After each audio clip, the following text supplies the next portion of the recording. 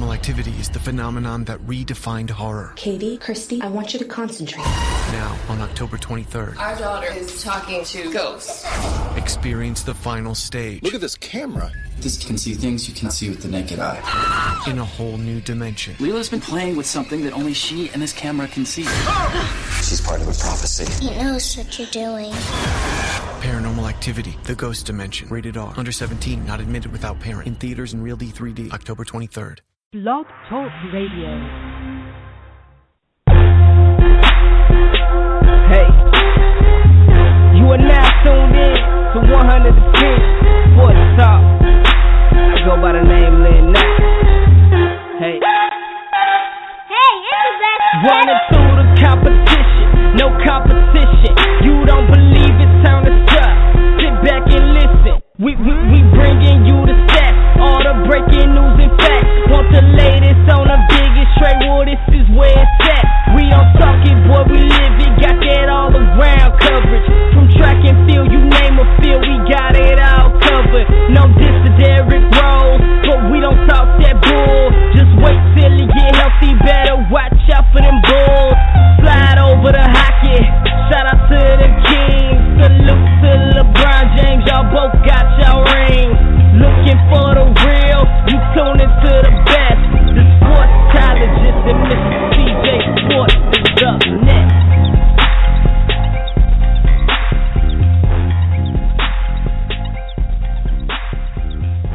Welcome everybody to the 110 Nation Sports Show. I am your host, Mr. CJ Sports. You can follow me at CJ Sports 1. You can follow the 110 Nation at 110 Nation. Glad to be here on this hump day. Can't believe the week is almost over with for the 110 Nation Sports Show. Thank God. Thank God we got Racing with Big Sweat tomorrow night at 9 o'clock. And we got the TJ and Shorty Show Friday at noon Wow, I screwed that up earlier today. It has to be earlier than that. Glad it just clicked in my head that trying to get things accomplished here and just realize I screwed up on something. But glad to be here. We got one hell of a show scheduled for you tonight. So we got Sarah Cornett-Sheen making her return to the 110 Nation Sports Show. Talk about her accomplishments for the 2015 season. She had a historic run, one for the ages, and we get to have her back on and talk about that, and talk about the off season, and talk about the 2016 season. Then we got Erica Enders joining us. Tell you what, that's a bad, bad woman right there. Can't wait to have the opportunity to talk to her at 10 o'clock. She is an 8-time winner this year and a 154-point lead. We got to talk to her. 2 more races in the season to go. Say what? That Camaro, good Lord. Don't know much about her, then obviously you've not been watching her NHRA. You guys need to step it up and check it out. And then at 10:30, we got Shorty from the CJ and Shorty Show joining us. She do her NFL picks for the week. Yes, I'm up like double-digit lead, I think, at this point. 3, 4, 5, 6, 8. Does it really matter? I got an 8-game lead over Shorty. So for those that caught the CJ and Shorty show, you know exactly what the bet is about. And if you're not, you might want to go and check it out and see what she is about to have to spend the next 31 days doing. So. Okay. It'll be it'll be in February, right? It's going down. It has 28 days.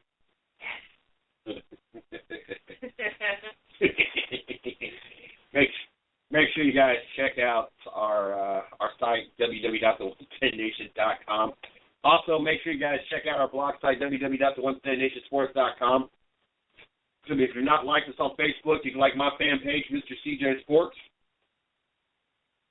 And you can like the sport and side of the house, 110 Nation Sports, or the radio and guest side of the house, 110 Nation Sports Radio. If you're an athlete and you would like to come on the show, all you got to do is hit us up. You can hit me up, MrCJSports@gmail.com. We're definitely glad to have some more athletes, part of athletic organizations, some kind of team come on. Also, if you are if you have a site or a show and you want to come on and promote it, like we have Patrick Taylor come on Mondays and Tuesdays. For promotes Line Blower, but he comes on and talks to us about, talks with me, NFL. We would love to have the opportunity to do that. So maybe you got some charity or foundation and would like to come on and promote it. We would love to have the opportunity to do that as well. So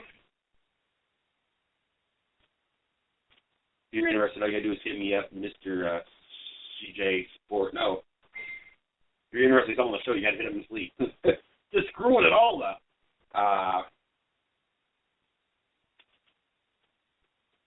So let's backtrack that. If you're interested in coming on the show, hit up Miss Lee. That's LEE_110nation@yahoo.com. And I bet you right now, because I got a message last night, and I'm sure she's ready to smack me right now. And the message came from Miss Lee talking about the advantage of listening to replays is I can pause when I need to go to the bathroom. The disadvantage, I can't comment real time and keep you in check. Or ask questions of the guest. I'm sure she's probably ready to reach through with my whoopsie there and smack me and keep me in check. If you're interested in joining One Fit Nation, that's where I was going at. Interested in co-hosting or hosting the show as part of our 2016 goal before the end of 2016 to be on 8 hours live. We got meetings on Monday, and we are working on trying to find a way to expand the network and continue to grow. And I know that one of the discussions that will be on the table is how to implicate a morning show. Obviously, it's the best time to have a morning show, and that's something we are missing. We have a lot of late shows and night shows. We need to figure out how to implicate a daily morning show. So if you're out there and you're interested in co-hosting or even hosting a show, or if you're interested in writing for our blog sites, or maybe you're more behind-the-scenes stuff, want to help run our group page or our fan pages, or maybe social media, marketing, PR stuff that is kind of your specialty, all you got to do is hit me up, MrCJSports@gmail.com. There we go. Now I got it. Yes, I breathe a sigh of relief, and so can Cavalier fans everywhere. Tristan Thompson agrees to a 5-year, $82 million deal. Looks like the Cavaliers have gotten all their players back together, thank God. So it's finally we can finally breathe a sigh of relief, especially adding the pieces they add. Now you've got Brogdon back. It looks like you're going to have Kevin Love and Irving back off their injuries. You signed Al Jefferson. Just a lot of great pieces that we're looking at here. Tristan Thompson and the Cleveland Cavaliers have finally came to a deal confirmed by agent Rich Paul to Yahoo Sports. Mark Spears, the board agreed to re-sign for 5 years, $82 million. Thompson and the Cavaliers have been in a standoff after reportedly being close to an agreement on the first day of free agency at training camp. LeBron James and a fellow Paul client called the situation a distraction and said that Thompson had extreme value to the Cavs. The dollar value here means that Cleveland does indeed consider him extremely valuable, even though he is arguably a luxury for a team that signed Kevin Love to a long-term deal. While Thompson, an excellent offensive rebounder and mobile big man, doesn't fit the profile of a typical $82 million man, the contract isn't totally crazy. That's because Thompson would have the opportunity to make as much, if not more, next summer when the salary cap increases. The Cavs want to give themselves the best chance possible to win the title this year, even if Thompson spends the next 5 years coming off the bench. Cleveland is a better and more versatile team with him on the roster. Could not agree more. Being a big-time Cleveland Cavalier fan, diehard Cleveland Cavalier fan, I am beyond excited for what the Cleveland Cavaliers are able to do and the pieces. And I know this puts them over their limits, and I know that they're going to be coming out a lot of money to add this piece. They were, if I'm not mistaken, they were already over anyway, their cap. But now you add that piece, and you sign Shaka Khan in the offseason. You got Deontay Christmas, of course, Anderson Brogdon coming back, LeBron James, Richard Jefferson, my bad. And then, of course, you still got James Jones. You added Mo Williams in the offseason. You re-signed Matthew Dellavedova. Of course, Eamon Shumpert, when he comes off his injury, to Tiffany Mozgov. You re-sign J.R. Smith. You re-sign Kevin Love. Of course, Kyrie Irving coming off his injury. I tell you what, this is exactly why every GM in the NBA is pointing at the Cleveland Cavaliers to be the returning champs. And I know that the Golden State Warriors are butthurt, but just like everybody's pointed out, their road to winning another championship won't be laid out for them. And what I mean is, what's the odds of Cleveland Cavaliers losing 2 of their 3 big men and not able to compete? I mean, they took 6 games to beat them with LeBron James. The odds are, and they've added more pieces, and this team's a little bit more depth. Okay, if Kyrie Irving goes down, yes, I understand Mo Williams is no Kyrie Irving, but at the same time, just like Kevin Love, now you got Anderson Varejao, you got Sasha Khan, you got Mozgov, you've got Richard Jefferson. You got a lot of different pieces that if Kevin Love goes down, there's a possibility that things can be shifted around and you don't have so much to sweat. So I really love what the Cleveland Cavaliers have done in this offseason. Very excited about seeing this season get started and see how this works out for the Cleveland Cavaliers. But, yes, Tristan Thompson, 5 years, $82 million. Got to love this, especially if you're a Cleveland Cavalier fan. So, tell you what, it don't get better than that. J.C. Barrett gets the starting nod for the Cleveland, or the Ohio State Buckeyes. Talked briefly about this. We didn't get into a lot of sports details before we got to all 3 of our guests last night. And, you know, we got NFL to wrap up tonight. And we're not going to get into too many different sports topics tonight as we got Sarah and we got Erica joining us. But I thought this was interesting.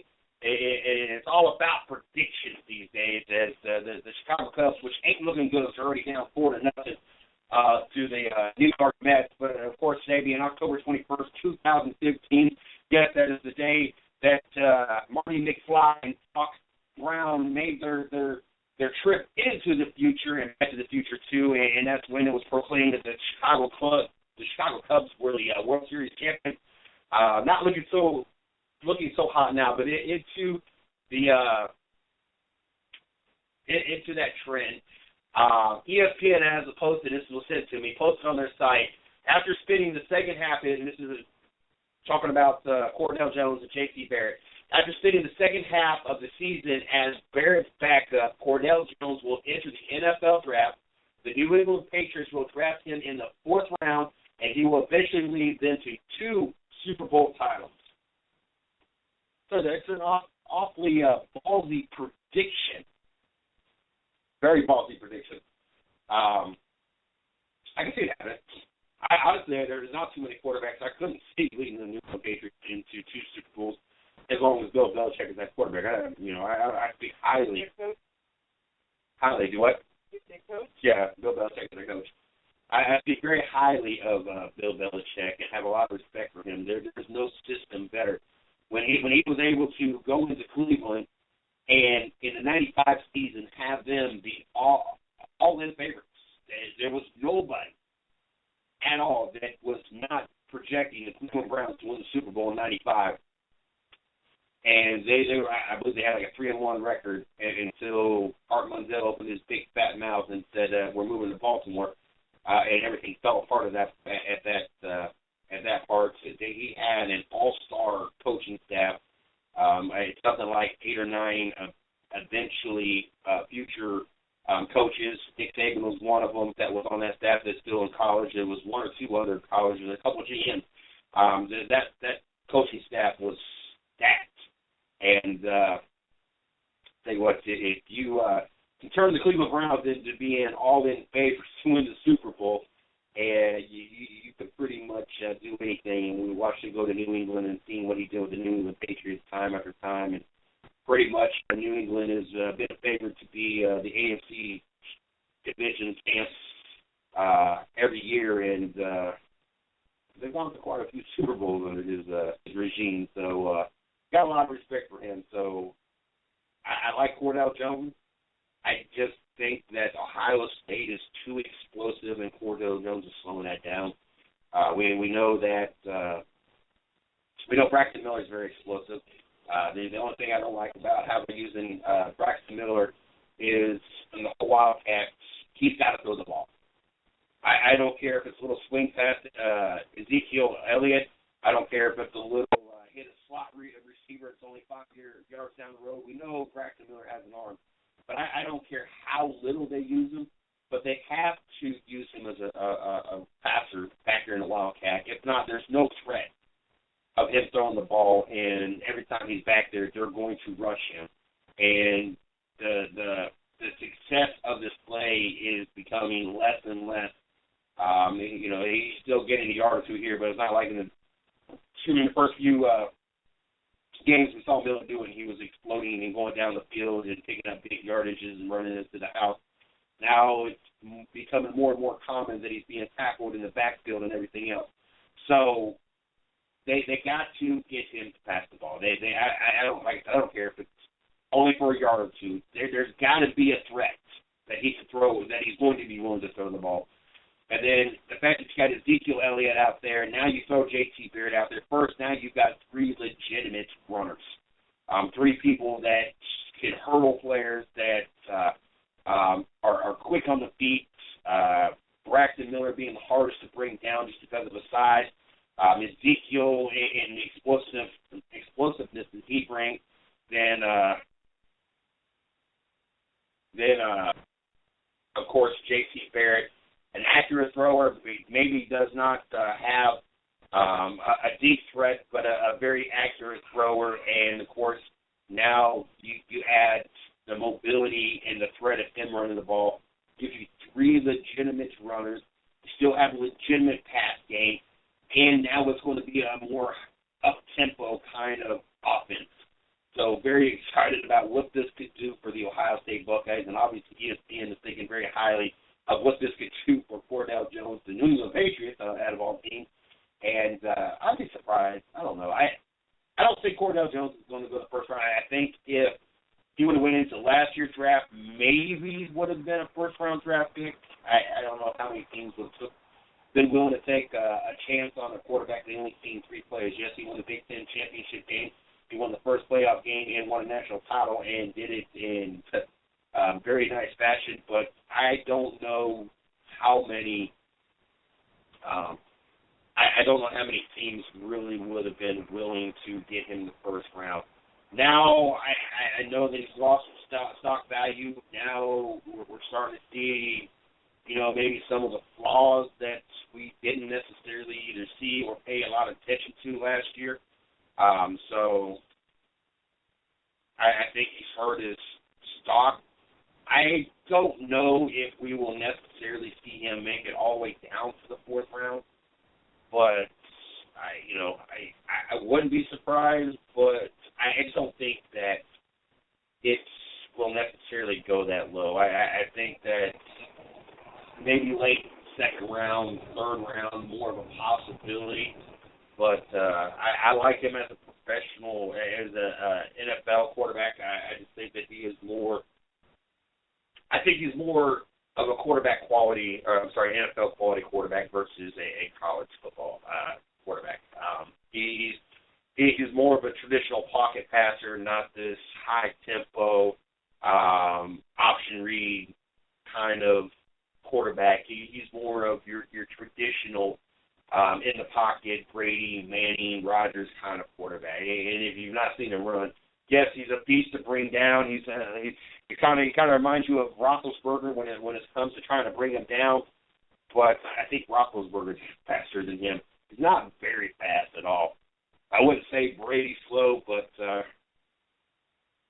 he's not beating too many tortoises in a race. Let's go with it. But yeah, I definitely could see Cordell Jones under the right system and under the right mentor. If Cordell Jones happens to go to the Patriots, I don't think that you could have asked for a better teacher than Tom Brady and being in that Bill Belichick system. Now, Tom Brady is going on record saying he wants quarterback for another 10 years. I don't know if he's going to make it to almost 50 years old as a quarterback. That's yet remains to be seen, and if that's the case, and that's really his goal, then I feel sorry for anybody that gets drafted by the New England Patriots, because you're not getting a shot to be quarterback anytime soon. But I think that'd be a great place for him. I think he can learn from Tom Brady, and I don't think Tom Brady's going to make it 10 years. I think Father Time will catch up with him. It's like it's caught up with Peyton Manning at some point.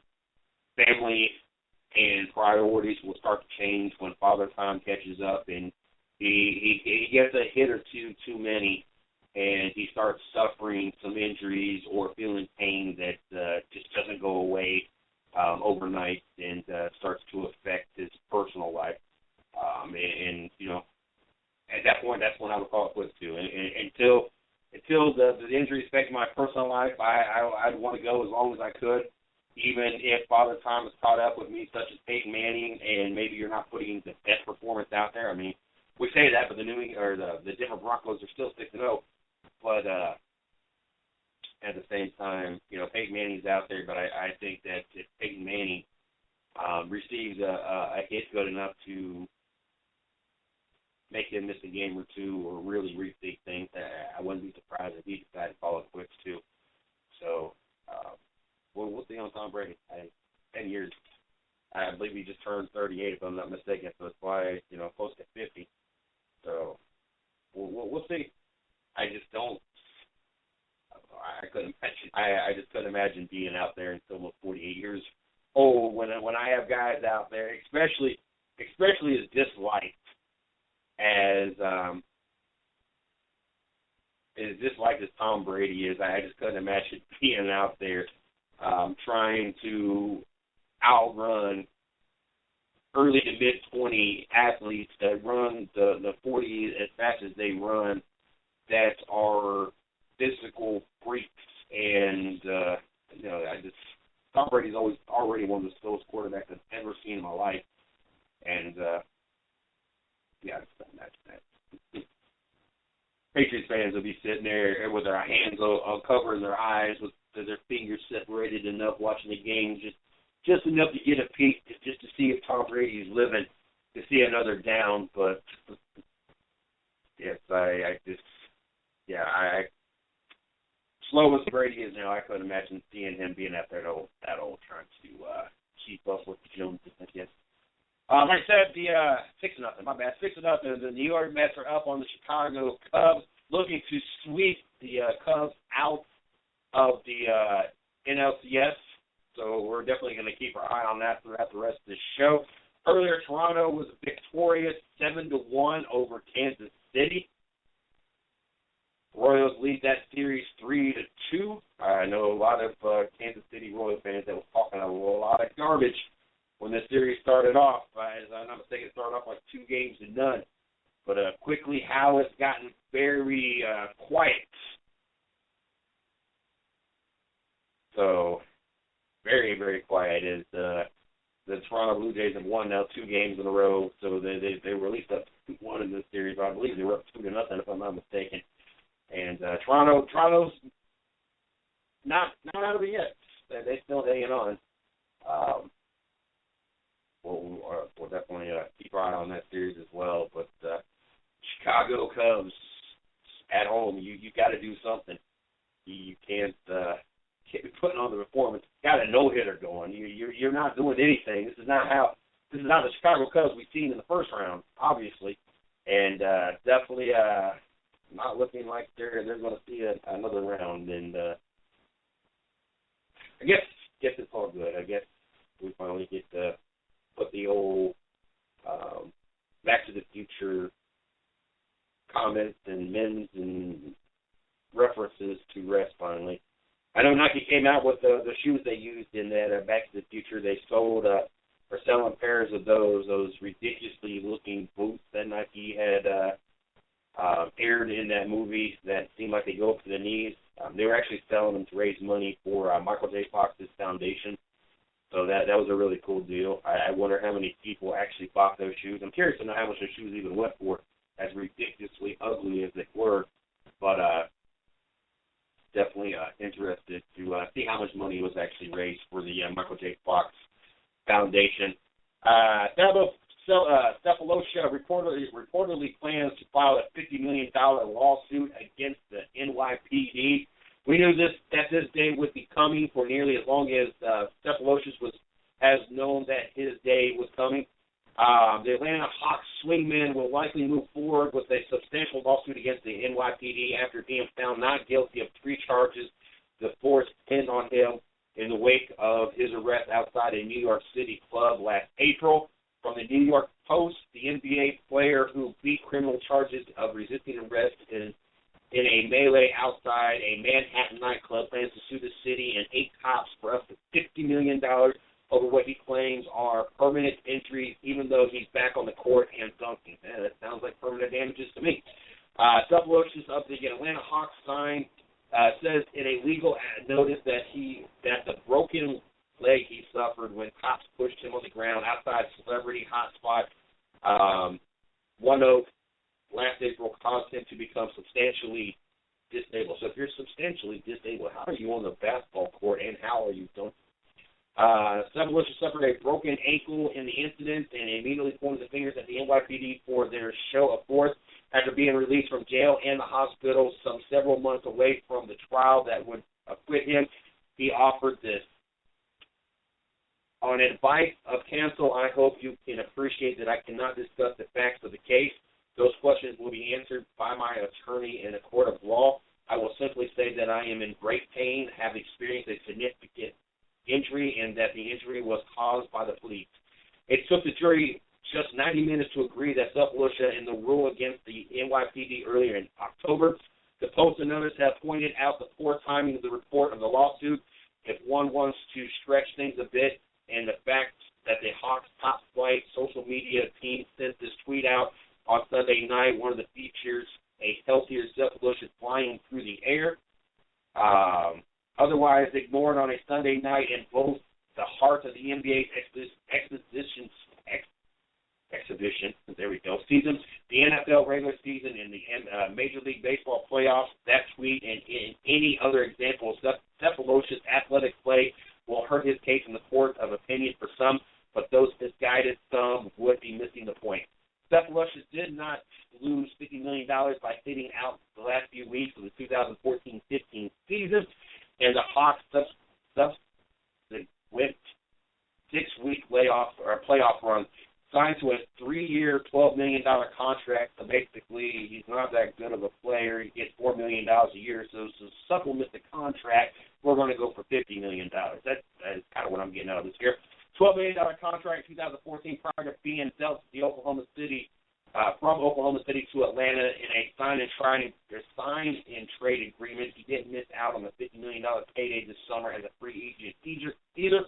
Even if the injuries from the accident or the incident would have forced him to retire, insurance would have covered the subsequent $8 million owed on Cephaloshes' contract. You know, I wasn't there, so I can't say a lot of the lots. But I have a feeling working at clubs, pulling security at many clubs, obviously from the reports that I've seen, the NYPD obviously went above and beyond what should have happened. But having the experience of working all the places I have worked, 99.99999 times out of 100, nobody is innocent on anything that happens in any incident when there's a fight, a scuffle, melee, or anything going on. I obviously I'm not there, so I got to go hearsay of what the police say and hearsay of what Cephaloshes said. But I guarantee you that at some point Cephaloshes probably did something or said something that probably caught one of the cops' attention enough that it made it seem like he was part of the problem and not trying to avoid the problem and not really trying to be part of the solution. I just find it very, I don't know. I've been around it enough times to know that everybody likes to throw their 2 cents in, and then you start throwing athletes in it that think they're larger than life, which I've experienced that bouncing in Chapel Hill with all the NC basketball, football players that think they're larger than life because they're athletes, and it's always a bad mixture of everything. So, like I said, obviously, you know, you got to go by what the reports say. And yes, Miss Lee, I got 9:32. My clock says 9:32. I'm getting Sarah on the show. She's cracking the whip tonight. And see, that's what happens when she listens to the live show. She starts cracking the whip. I felt something stinging in the back, and I didn't know what it was. And I looked back, and Shorty's asleep instead of preparing to be here at 10:30. And so I knew it wasn't her cracking the whip. So I had to switch over, and I saw Miss Lee send a message, and she cracking the whip over there. But like I said, I've done enough clubs to know that 99.9 times to the infinity factor that nobody is ever innocent if you're involved or right around the direct incident. And everybody always instigates something. Everybody always does something to get themselves drawn into it. So really not a big surprise. And, you know, $50 million, you're back on the basketball court. You're dunking. Obviously, there was no permanent damage. Obviously, you're still living on your $50 million contract that you just got in this offseason. Obviously, you don't need another $50 million. Now you're just going to extreme. Now you're just sounding like one of those money-greedy people that just found a loophole, such as the lady in McDonald's, and, you know, I'm going to sue you because your coffee was hot. No crap, it was hot. But that is what Ms. Lee's got to fuss me out there. She's laughing at me. All right, let's get Sarah on the show. Sarah Fornette-James had a historic run this year. She accomplished something no other female driver has in the ARCA series. Looking forward to talking to her about that, the 2015 season. Kind of curious what she's going to do in the offseason. You know, you sit there and think about drivers and assume that they just sit around and I don't know. I guess because I don't know. I don't even know why I visualize this. I visualize race car drivers having ranches in their off season. They're out there cutting wood, hanging out with their dog, and have some kind of farm. I don't know. Just don't ask me why. That's just what I visualize. So we're going to find out what Sarah is really doing in the off season, and we're going to see what we can get out of her to figure out what her plans are for 2016. If I'm not mistaken, she told us what they were, but for those that missed the last time she was on the show, we'll talk about that a little bit more, and maybe there's more plans that have developed since then, and we'll get those out of her as well. But without any further delay, there you go. I'm not even speaking proper English now. What is up with this? But without any further delay, let's get Sarah on the show. First of all, I want to say congratulations on a 2015 season, and I want to welcome you back to the show. Yeah, thank you very much. We had obviously a really good year, especially considering that coming into the first race of the year, we didn't even know that we were going to be running the full season. So just super blessed and super appreciative for every opportunity we had this year. Before we jump into all this, I want to give you an opportunity, as we always do, to plug yourself, social media, your guys' team site, anything else you want to plug out there. That way the fans can follow you and get to know you and keep up with your, ain't no more season this year, but the 2016 season and your career. Yeah, we got Facebook.com/SBC Racing. Twitter is at @SCornetChing, and the website is www.sccracing.com. Now, for the listeners out there that don't know what you did, that you became the highest finishing lady in ARCA Series, tell them exactly what you accomplished that is a first for females in the ARCA Series. Yeah, we initially the first record that we set was the highest finishing female on the road course this year, finishing 9th there. And we tied the highest finishing female on the dirt track also this year.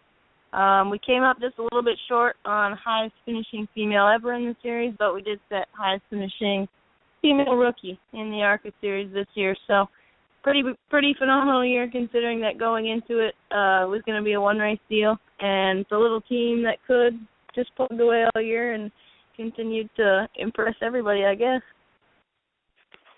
Now that you've had an opportunity, now that the season's wound down, you've had, 4 days? No, 5 days. about 5 days since last Friday's race. Looking back on it, how crazy was this season? Going into the season, assuming that you was going to have a one-race deal, and it turned into a full season. I mean, now that you've had an opportunity to kind of just wrap your mind around what you accomplished, what kind of thoughts have gone through your head? Yeah, it's definitely, I pinch myself all the time thinking about the opportunity that I had this year and going from welding in northern Canada to driving a race car all season.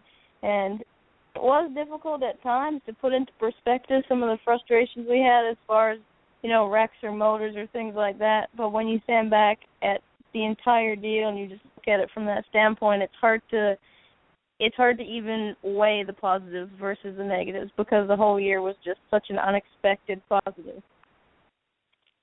Now, if I'm not mistaken, most of these tracks, if not all the tracks, you've seen for the first time when you went to them, correct? Yeah, the only tracks we visited twice were Salem and Pocono this year, but other than that, I hadn't seen any of them going into the season. So not only you did not know that you were going to run a full season, you ended up finishing 7th in points in a very competitive field this year. Finishing the top 7 to me this year says a lot because the competition with Grant Enfinger ended up winning the championship, but Austin Wayne Self and Josh Williams and everybody that finished up there in the top 7 were very competitive and talented drivers. So that speaks a lot of your team and yourself as well. But just to think that you did this on tracks and doing this where you had never seen any of these and you were just kind of learning it all as you were going week after week after week. Yeah, we definitely, that was one really strong point with the team was the notebook they had going into the tracks from having raced there before, and obviously with Tony Blanchard, mentoring me as a driver, and I used iRacing a lot throughout the year on the bigger tracks and just, trying to watch videos and analyze tracks and learn the lines and all that kind of stuff with, minimal testing really when you put it all into perspective. So I can't say enough about the team, everything they did, and obviously the driver standpoint, I'll always pick my own performance apart a little bit, but certainly a phenomenal year as far as the whole picture, and just really proud of everybody at Race 101. Now that you've got all these tracks underneath your belt, looking back on it, which track did you enjoy the most and felt that you had the easiest time learning? And then what was the track that you just seemed like you just felt you never really got a handle on? There were 2 tracks this year that frustrated me more than anything, and that was actually ORP and Berlin. 2 of the flat tracks, the short tracks, that, we never had a bad finish on either track, but just a frustrating day as far as trying to get the hang of things. And as far as tracks I really liked, we had a great finish at Talladega and Chicago. I liked all the 1.5-mile tracks, but one that really stands out to me is the road course because we went into it as such a wild card. Like it was like if we finish this race, everyone's going to be super happy, on the lead lap. So to come away from there with 9th place and setting that record was just such a shock, and I really enjoyed the challenge of learning something new. So I look forward to doing a road course again in the future. I'm not sure if it's going to be with ARCA or the K&N Series or what our next road course will be, but I did really enjoy that challenge. It was definitely cool. It's just cool to not only see you do as good as you've done, and we've had, the privilege of having you on 2 or 3 times already, but just knowing that you visited all these tracks for the first time when he was visiting, and that just, it just speaks a lot for someone that just got put into a one-part deal and goes into a full season and has accomplished everything that you end up accomplishing. What's the thing that you were most proud of this year? Was the thing that you accomplished or the finish that you had? What was it that you felt that was your greatest what word I'm looking for here? Greatest accomplishment for the 2015 season? I'm really proud of how far we came in being competitive on some of the short tracks with the higher banking stuff, because that's something that was totally new to me at home. You know, the tracks are not anywhere near as banked as Winchester and Bristol and some of the places that we raced this year. So I'm really proud of our program on those tracks. And we had, you know, we definitely had a top 10 at Winchester, and Salem. At the end of the year, we had a really good run, but our tire strategy got a little messed up on that deal. I think we ended up 13th there or something, but had a really, really strong car at the end of the race. And I was really, really proud of how far we came on the short track stuff. Definitely great to hear, and it's cool to, you know, be able to have an opportunity to kind of look back and see the high moments and what you've accomplished. And of course, with that being said, what do you feel that in the off season that maybe you need to focus on a little bit more, or do you feel that you just didn't quite get this season that you know that going into 2016 maybe you need to pay, you know, a little more detail to versus what you did in 2015, or knowing what you know from 2015? If it were possible in the off season, I'd love to just continue testing on some of the 1.5 mile tracks.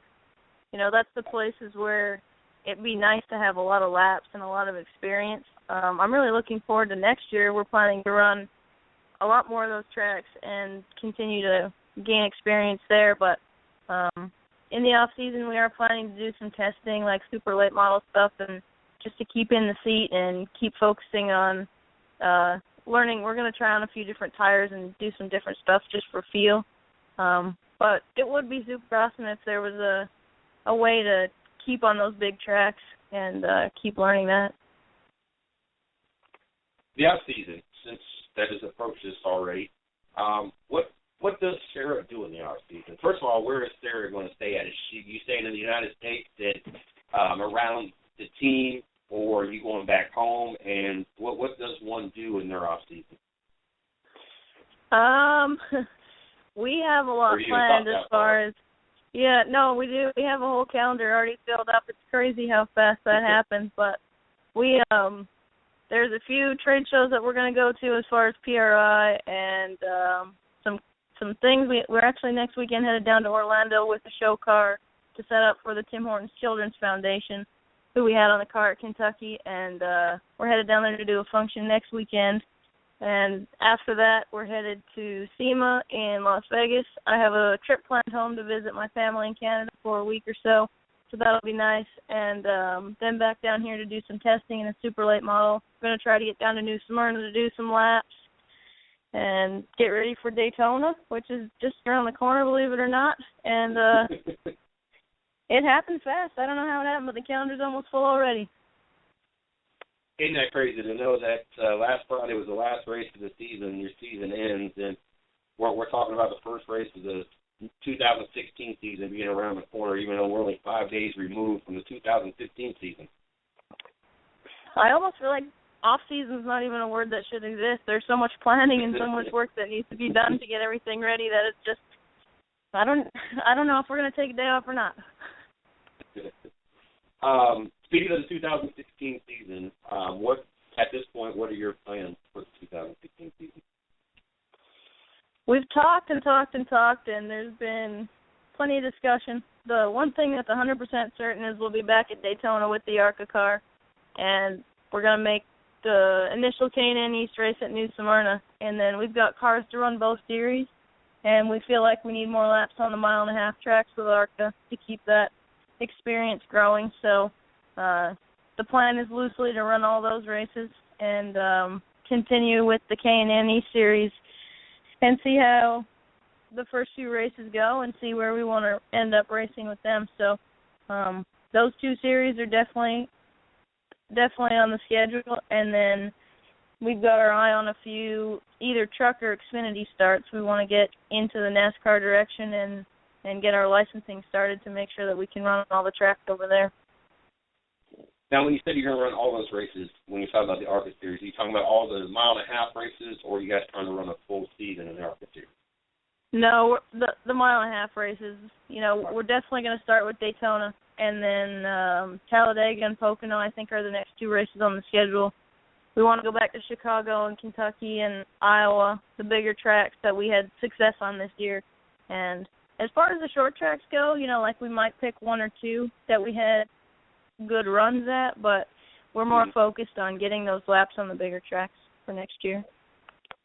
What's going to be your biggest focus? Obviously the mile and a half in the ARCA series, but what's going to be your biggest focus inside that car? And two, what do you hope to accomplish in 2016? I mean, obviously you would like to end up in victory lane in one of the series, but what exactly are you wanting to accomplish? Just trying to master the 1.5 mile tracks, feel more comfortable in the road courses? I mean, what your angle, your personal, and I'm not saying you have a diary, but to say you had a diary, and you're talking to yourself, what ultimately would you like to get accomplished in 2016, knowing what you learned from 2015?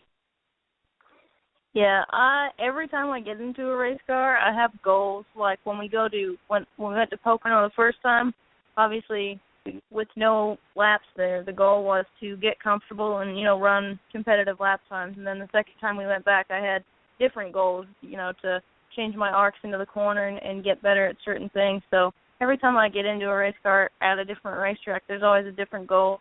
And like you said, we want to be in victory lane next year. We feel like we have a very strong notebook that we built from this year, especially in ARCA. And going into the K&N East Series, they run on a different tire, which I raced on a few times this year. Definitely not as many laps on as I have in the ARCA Series on their tire. So the big goal going over there is going to be to learn the tire. You definitely have to manhandle the car a little bit more on those tires because the grip is less. And so it's just a little bit different driving style. And that's something that I want to master. I want to work on that. And I think as many laps as we can get in as many different cars, on as many different tires and compounds, tracks, is only going to help me grow as a driver. So that's the goal for next year. Now, how I don't want to use this word, but I can't think of how I want to say this, but how crazy is it to you to sit there and think that you was looking at a one-race deal last year, or this year, and then knowing next year not only are you going to be in the K&N Pro and the ARCA Series, but there's a good possibility that you're going to be in the Camping World Truck Series or the Xfinity Series. I mean, we're going from a one-race gig to now you're quickly climbing up the ladder and doing it successfully as well. Yeah, it's unbelievable. If someone would have told me last year the opportunities I would have had this year and what I'm looking at doing next year, I would have never believed it. So you always dream of something and you always want something. And I remember going into last year, I had this weird feeling. I was like, this is going to work. I just had a feeling that something was going to happen and it was going to work, but I had no idea what the path would be or how it would happen or whatever. So I just kept the faith and I just kept a positive attitude, and I talked to everybody that I could possibly bend their ear and let them know what I was doing and what I wanted to do. And, and I think I just keep the same philosophy going into next year and going into my whole future. Is I just believe in what I'm doing so much, and I believe in my ability and my team and everybody around me. So nothing's impossible, I guess, is what I learned, over this whole year. Have you had an opportunity to sit and do any kind of testing in the Xfinity car or Camping World Trucks yet at this point? Or is that all going to be brand new when you do it next year as well? We are in some talks of doing a test over the off season in a truck. I haven't sat in one yet, but we've been to several races this year and talked with teams and talked with different drivers and listened in on some team radios and heard the changes they're making and watched the lines at the racetracks and stuff and just try to get myself familiarized with those cars and basically the way that the changes are made, the teams, the way they communicate and all that stuff, which really is very similar to what we're doing already with the ARCA deal. So definitely it's all going to be new, yeah.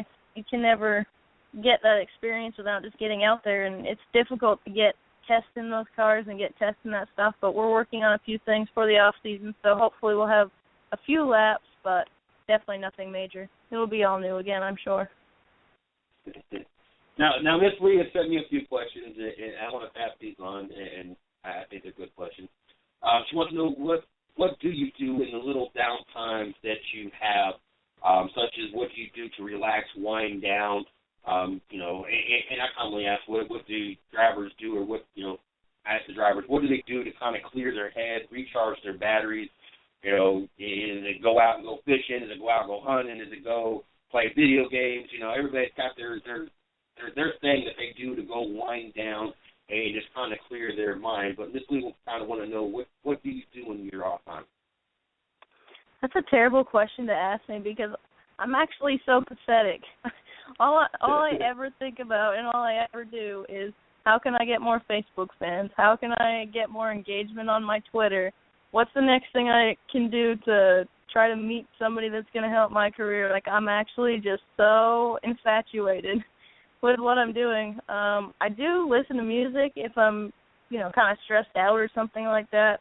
I guess it's something that I do to try to wind down a little bit, but I don't watch a lot of TV. I don't really, I don't do anything. I'm awful.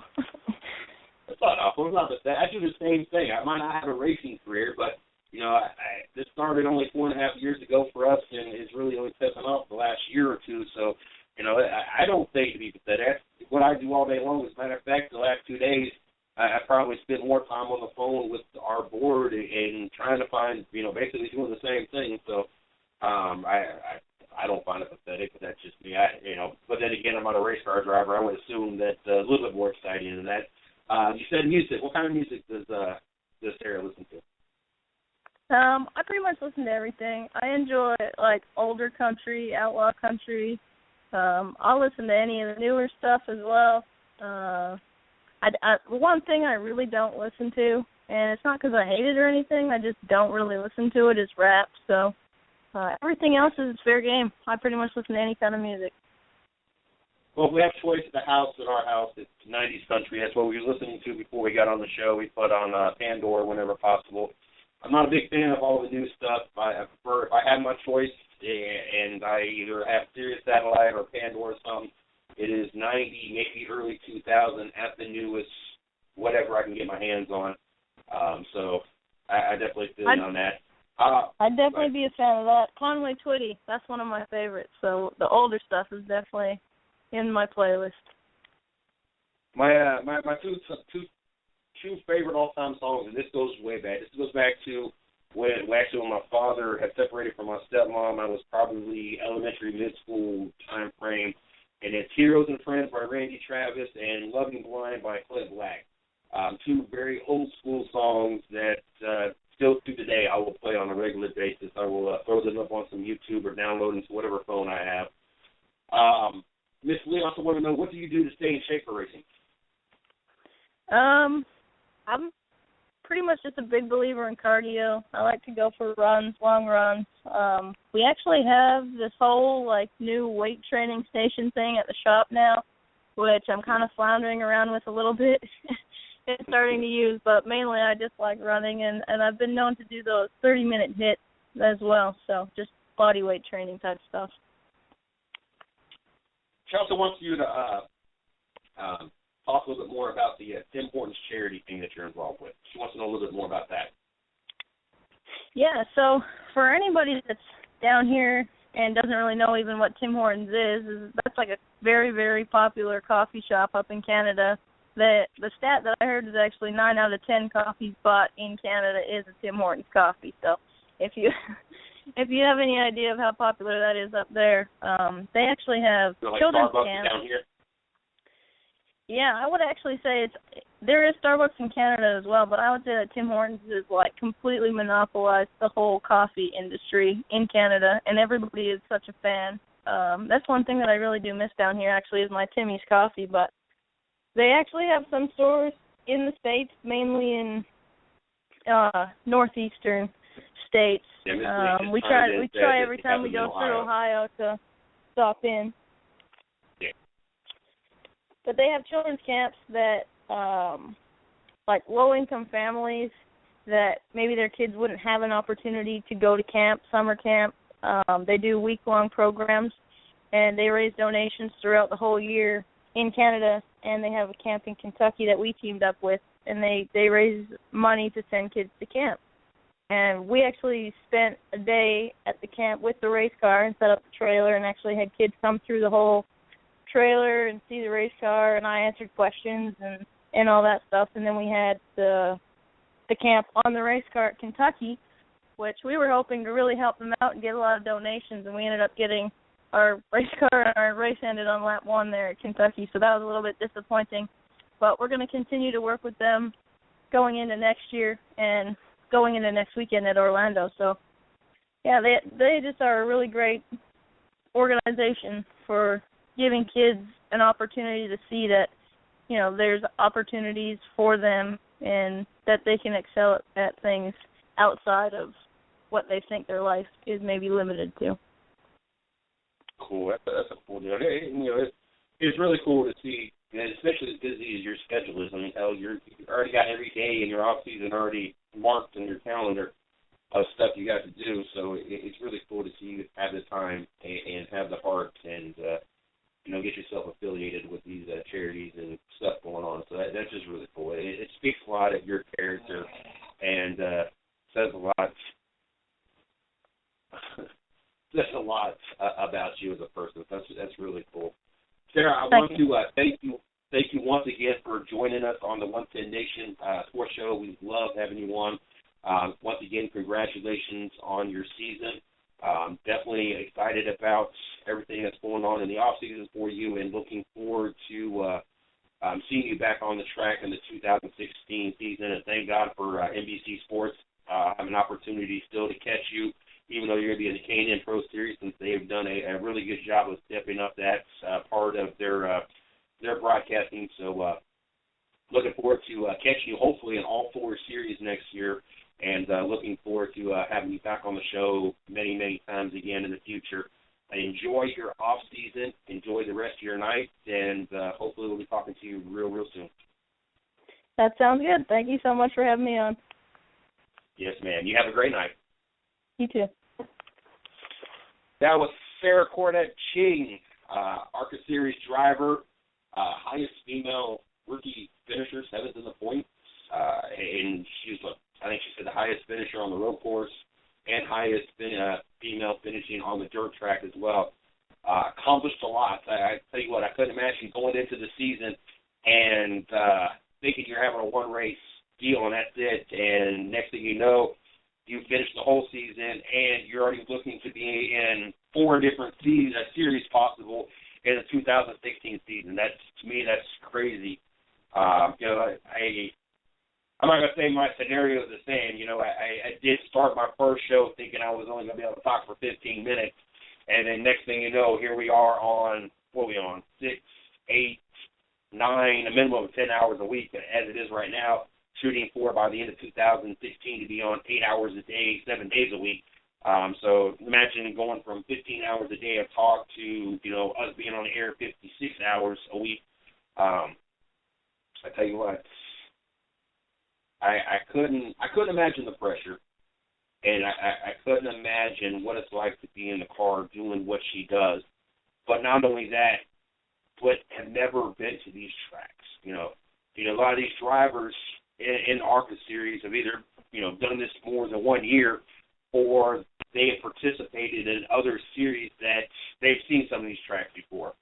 And for her to, I think she said 2 tracks, there was only 2 tracks that she had actually seen at least once before she went back or had, raced on it, to accomplish everything that she has accomplished, and her being a rookie to the fullest. I couldn't imagine. That's some talent there. So definitely tip my hat to Sarah. I definitely Erica Enders joining us here shortly. Looking forward to talking to her. She has definitely accomplished a lot in her career, and more specific, even this year, doing great things. As She won her NHR leading 8th win of the year, and the first time in Dallas. Recently, I want to say it was about a week ago, because this was posted on her site 2 days ago, so I'm assuming last weekend. Doing great things here in the okay. Just make sure it's not the first time that's happened. But I had the opportunity to look over at her site and look at her pictures, and we've had a couple drag, I guess you call them drag racers, NHRA drivers on. We had Doug Herbert and Tina Snow on the show way back, early 2014. Don't get many of them. I tell you what, I can watch drag racing. I've been to, what was that, IHRA, whatever it is, at the Rockingham Dragway, and I appreciate what they do. I couldn't imagine in a quarter of a mile going to the speeds that they go, and knowing the possibilities of what could go or go wrong. And we unfortunately have seen many times watching drag races, but to see what she's doing and see what she's accomplishing, tell you what, she's a bad woman. And I think everything I posted when it came to her, I had to use that terminology and that Chevy Camaro. Good God, that's a nice looking ride.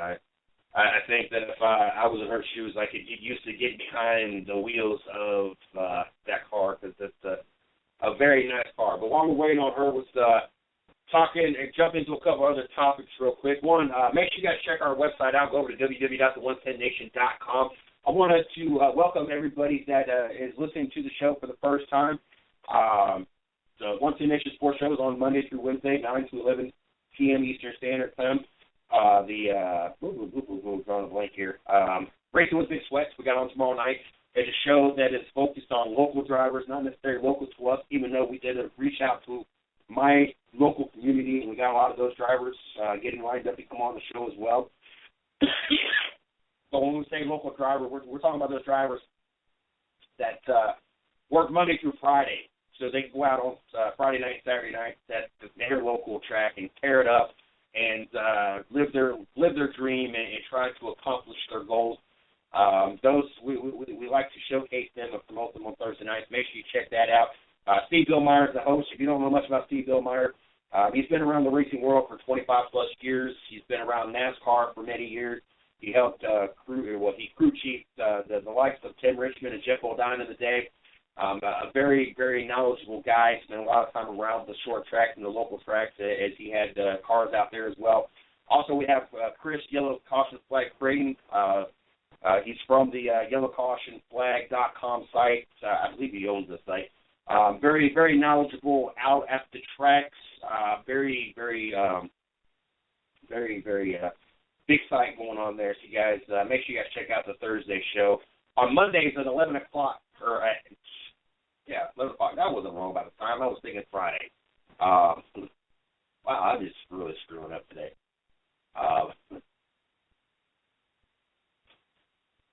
Well, listen, never mind me. Yeah, that's what I get for trying to do. That's what I get for trying to do 20 things at once. It just doesn't work out. I won't use that word. But check out Friday. We had our debut of the CJ and Shorty show on Friday. We had a blast. When we discussed our bets, we talked about some hockey. We talked about what is sports and not sports, and athletes and not athletes. I'm trying to focus this week. This Friday, I know two of the topics we're gonna rate what we think the 10 toughest sports are. We're also going to throw out 3 athletes each that yes we would be willing to cheat on each other, and the other person would just have to excuse it and deal with it. She already named my 3, but I'm going to have to at least throw one out there that is kind of left ball or left field, kind of just to throw it up. And I'm waiting to see what her list is. And she tried to take Timothy Mozgov at first from the Cleveland Cavaliers, a 7-foot wonder for the Cleveland Cavaliers.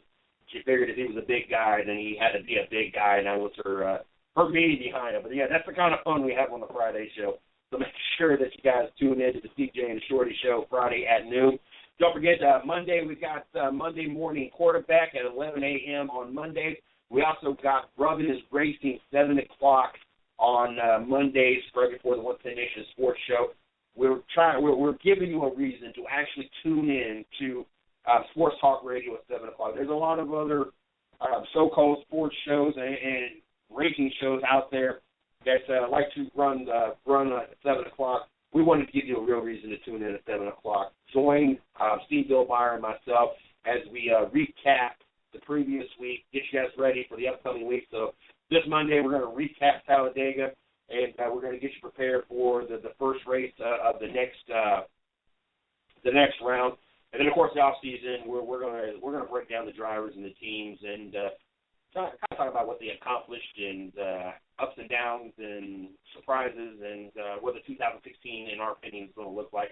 So we still have a lot of stuff to talk about even in the off season. So make sure you guys check that out. If you guys did not listen to yesterday's show, you missed our announcement. And I'm going to throw it out there real quick, and Erica's called in, so I'm going to get her on the show. But Shorty and myself, yes, we got approved to do media for Homestead. It was one of the things that I even forgot I'd even applied to do it. And when I got the email, I was rather shocked. Not only did Homestead approve both of us, but they were very generous with giving us everything we wanted. SMI, the company that owns Charlotte, Kentucky, Bristol, Atlanta, Vegas, Texas, I believe New Hampshire. We've been approved almost all the tracks now. Of course, we didn't make none of the trips out west. But they kind of hit and miss, and we love SMI, and we are not complaining by any stretch of the imagination. We love having the opportunity to go there. But getting media passes for everybody, or getting parking, or even getting hot passes at times, it is what it is. Homestead gave us everything. We got parking. Shorty gets the photograph, the photo vest. They rolled out the red carpet and gave us everything we asked for, and so we are very, very thankful for the opportunity to not only be out at Homestead, but be able to do everything we would like to do out there and try to bring the championship weekend back to the 110 Nation to give you guys as much insight as we can, and hopefully we'll luck out and be able to come across some interviews and some good pictures to bring back and share with the 110 Nation. But definitely very excited in the studio here in the home base with the opportunity to be at Homestead here in 4 weeks. So looking forward to that.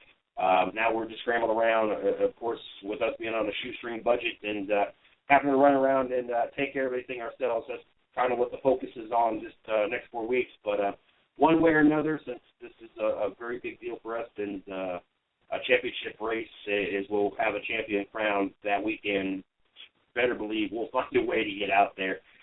So very excited about that opportunity. Got to thank NASCAR. Got to thank Homestead. Got to thank everybody for helping us make this happen. So glad to have an opportunity to be out there. But we got Erica in the studio, and she didn't listen to us talk about that we're going to Homestead. She comes to talk about it. I know it's a little sound confusing, but she comes to talk about herself. So on all seriousness, a very, very accomplished woman here, very fast. I can't get past looking at the Camaro she gets to drive. I don't think I've been above about 110 miles an hour, and I would love to have the opportunity, if nothing else, at least sit in it. You ain't even got to start it up. Just let me sit in it. But without any further delay, let's get her on the show. How are you doing tonight, Erica? I'm good. How are you? I'm having a great night. Having a great week here. So there's no complaint here. Before we jump into this, you being a first time, especially anyway, we like to try to promote you or let everybody know how to follow, like, check you out and everything else, at least once in the interview. So I'd like to do that at the beginning just in case we run out of time at the end, which 9 out of 10 times we do.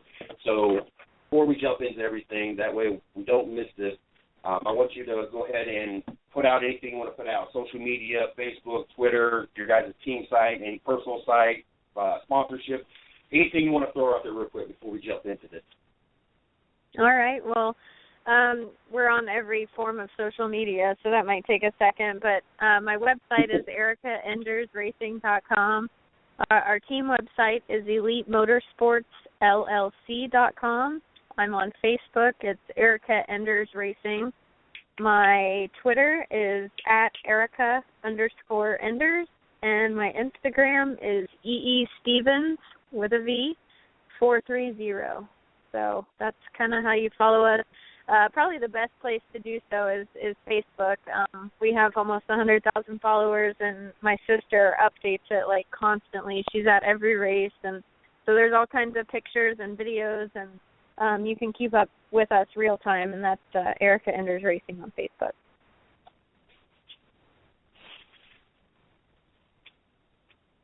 Gotta know. There's a lot of horsepower underneath that hood, and there's a lot of speed in those cars. How does a female in particular, I'm terrified of these cars. I've been at drag races. I've heard those cars. How does a female, more specifically, get drawn into this sport? It just seems like a very muscle kind of sport. It really is. I mean, it's obviously male-dominated and kind of your good old boys sport, especially our class of Pro Stock is kind of known as the good old boys class. So there's not a whole lot of females. I'm the only one in Pro Stock.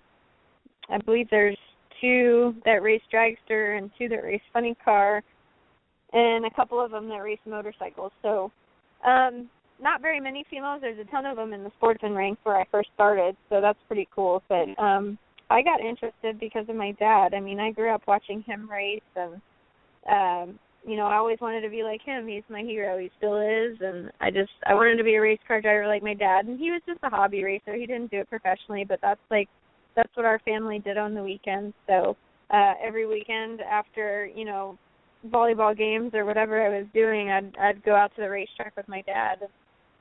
Fortunately enough, NHRA came out with the Junior Drag Racing League, where at the time kids from 8 to 17 could drive, and they have now lowered that minimum age to 5. So kids can even start earlier now. But I was 8 when I first started racing, and I drove Junior Dragsters for 9 years, and Super Comp and Super Gas, which is your sportsman index racing. I did that for 5 years, and now I'm fixing to complete my 11th year in Pro Stock. So dedicated my entire life to the sport, 23 years, and I love it. I eat, sleep, and breathe it. It's the first thing I think about when I wake up, and the last thing I think about before I go to sleep, and it's my passion. I feel so blessed to do what I love for a living with a group of amazing people.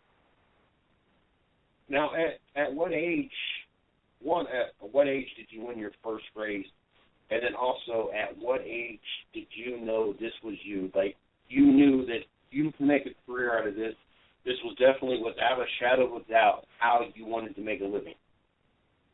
Well, I actually won the first race I competed in, and that was in Houston at the racetrack in Baytown. And I don't know, racing was it for me before I started driving. Like, that was, my incentive to make good grades, to be able to go with my dad on the weekends. And, a lot of families have different hobbies, and that was our normal. So I've known it for a long time, and after, our success in the Junior Drag Racing League and then moving up to the sportsman cars and having some success there, I just I always had this dream that I wanted to be a professional race car driver. And, as a kid, when all my other friends were like, yeah, I want to be a doctor, a lawyer, an astronaut, or whatever, and it was always race car driver for me. So it's been a pretty cool life. I mean, I love it. I feel extremely blessed, like I said, but it hasn't been an easy road by any means, and there have been way more valleys than there have been peaks. But having gone through those, it makes the good times that much sweeter. And just if I had a normal job or a different life, I still would always want to do this. This is my passion. So I feel pretty fortunate to be able to still follow that dream. 8 wins this year. That's an amazing accomplishment. One, is this the most you've won in a single season? And 2, I'm sure that if I hear at what I do, I keep stats. I'm a very competition kind of person. I'm assuming that race car drivers do the same, at least with their wins. Do you know how many total races you have won? Did I know what? How many total races you've won? Yeah, this is definitely the most races that I've won in a season. Prior to this year, last year was the most with 6. So we just passed like the most female wins in 1 year, and Angel had that record formally at 7. So it was definitely a huge accomplishment, and we've got 2 races left, and obviously it's our goal to win those 2 as well. But that's a tall order, and we're going to do our best. But it's definitely been a fantastic season, either way you look at it. Will this be your first championship? I'm sorry, what did you say? I'm sorry, will this be your first championship? No, we won the World Championship last year in 2014. So if we're able to get it done this year, we'll be able to go back to back. So that'll be pretty cool. What's it like to sit in that beautiful-looking Camaro that you get to drive every race? I love it. I absolutely love it. It's a blast. I mean, it's an adrenaline rush, and it's an extremely challenging car to drive. I think that's why I like it so much, is that it like puts up a fight every time you let the clutch out in it, and it's something different. You know, nothing really happens the same every single time, and I'm learning every time I let the clutch out in the car. So it's definitely an animal to drive, but it's a lot of fun and something that, you know, like I said, I learn every time I get in the car. So after spending 11 seasons in it, you know, I've been able to learn a lot, but I still feel like there's a lot more left to learn, and I try to better myself as a driver every weekend. So it's a lot of fun, you know, no matter how good a shape you're in. Every time I get out of the car at the other end, I'm out of breath, and just like, I don't know if that's the adrenaline. I don't know. I'm not sure if I hold my breath during the whole run. I don't know what the heck I'm doing in there, but I know that when I get out of it, I'm just like physically and mentally beat. So it's a lot of fun though. The first time you got in one of those and you got up to full speed in that quarter of a mile, when you got done, was you like, oh my God, was you terrified? Was it a rush? What was it like the first time you had the opportunity to be full speed and do it, and, you know, had the opportunity to do it? Well, it took me a while to finally feel comfortable in one, but after my first full pass in it, like, I mean, it's kind of like everything else that I've ever driven. Like, it's like, oh my gosh, that's so awesome. Like, I just want to go faster. But at the same time, like, it takes you a while to catch up to the car. You know, like you're kind of just along for the ride in a sense at first until you learn how to handle everything that's coming at you and try to get in front of the car so you can anticipate things that are about to happen, whether it be tire shake or whatever. And so after the first run, it was kind of like, I guess you can associate it with maybe riding the craziest, scariest roller coaster ever. Like the click, click, click, like climbing to the top is just like you getting ready and not knowing what's going to happen. And then once you get to the top and you drop over the edge and you kind of lose your stomach like that, that's how it is when you let the clutch out in one of them. It's just like, crazy. What's it like in between races, or in between heats, I guess is what you guys call them? I know a lot of the coverage that I've seen, you see a lot of times the crew taking things apart and, you know, changing stuff out and everything else. How hectic is it really in between your guys' heats? It's pretty hectic. I mean, if everything goes smoothly, it's okay. You definitely have enough time to complete everything that you need to work on, but you know, if there is something that goes wrong, you know, like you need to change an engine or transmission or, I mean, the list goes on and on. We service everything from, you know, we run the valves every time we change valve springs because those lose pressure. If it's anything more than changing a valve spring or shimming it, you know, maybe a push rod or a rocker, if it's anything more internal than that, then we just change the motor. We completely service the clutch. We break down the transmission and change gear ratios. You know, I have to shift 4 times. It's a 5-speed car, so we bust down the transmission every run and change that. We could potentially change gear ratios. We change jetting and air bleeds in the carburetors. Sometimes change intake manifolds or carburetors completely.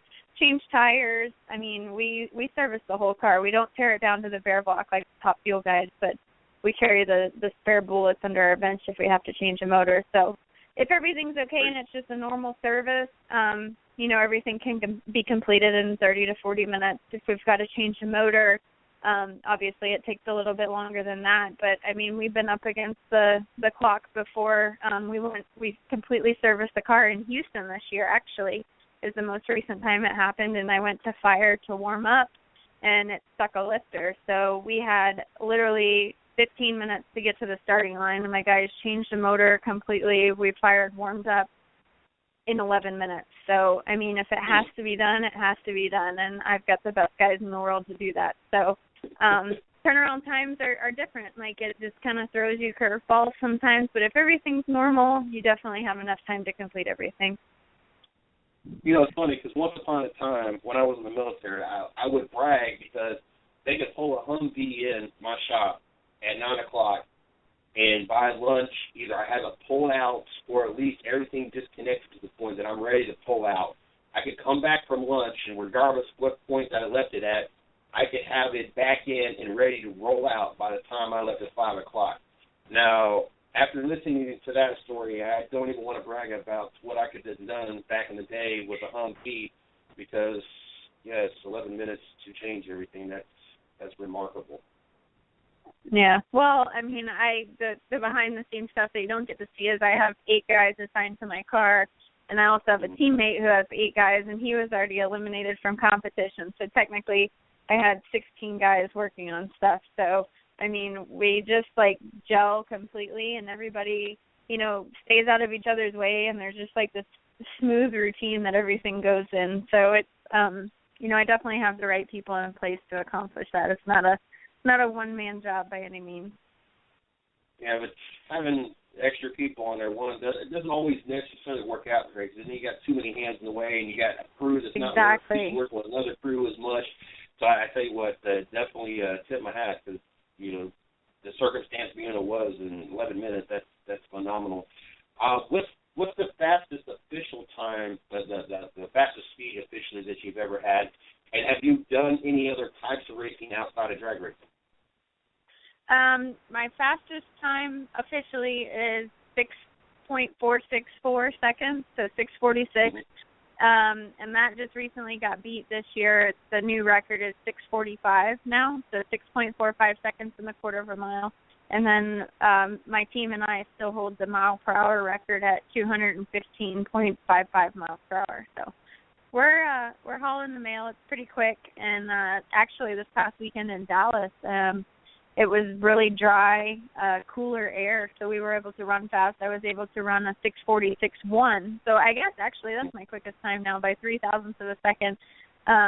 So it's kind of unheard of to hear those types of elapsed times in Texas. Normally those they've been set in the past in Reading, Pennsylvania, and Charlotte, North Carolina, kind of further north where it's a little bit cooler. So we definitely had a fast weekend in Dallas, but yeah, it's pretty quick. So aside from drag racing, I mean, I don't have much other experience. I got my SCCA license a few years back, and of course go goof around and race go-karts and stuff with my friends and shifter karts and Formula Fords and whatever. Like, I've had a little bit of experience in other stuff, but nothing like drag racing. I mean, I've spent my entire life doing that. So the SCCA license deal was just kind of like a 3 or 4 day course to get the license, and the other stuff we just goof around with, having fun. So by no means am I very talented at that, but I guess I could handle it, maybe. I don't know.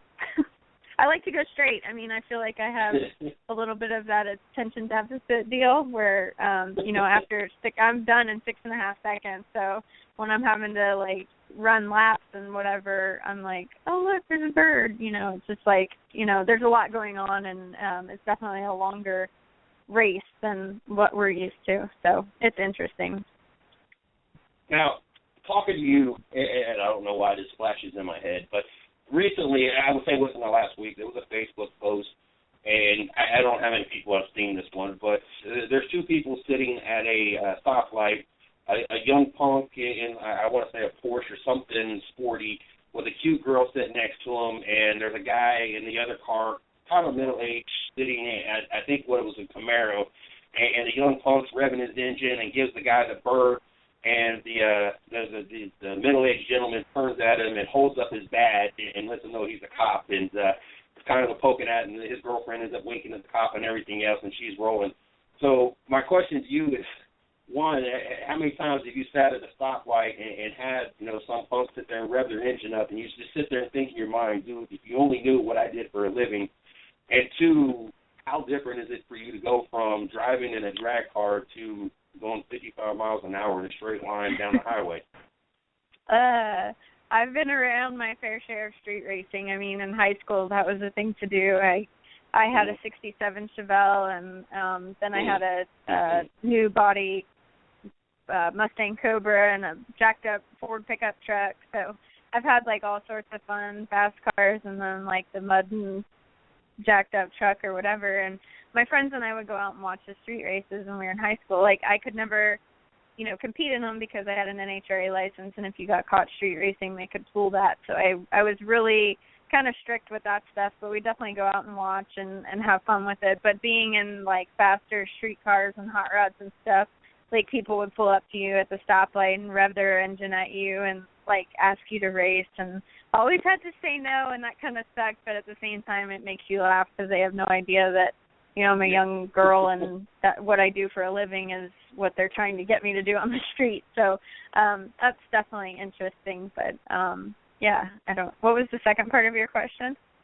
How tough is it to be going down the highway at 55, or how different is it anyway to go from driving 200 miles an hour in a quarter of a mile to your whole trip 55, 65 miles an hour?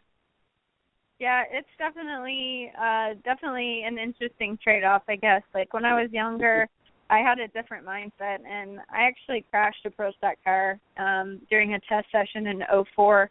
And to be honest, that kind of changed my mindset on all of that, because here I am in a double roll cage race car that's built to withstand a 300-mile-an-hour crash, and I'm wearing a 15-layer fire suit and a helmet and all this protective gear, and there's life flight on the scene, and as much of a controlled environment as you could be in, and whatever happens on the racetrack happens sometimes, and when you're going 200 miles an hour, it's dangerous, and you're only racing against one other goofball, and when you're on the freeway, you're with a million other idiots. So my mindset changed at that point, and I quit buying the fast street rod cars. Now I drive a Chevy Tahoe or a two-door Mercedes. It's kind of your grandma cars, and I don't go fast. I kind of, not that I'm scared of it, but I respect it. It's crazy what can happen to you on the racetrack when all of that safety equipment is in place,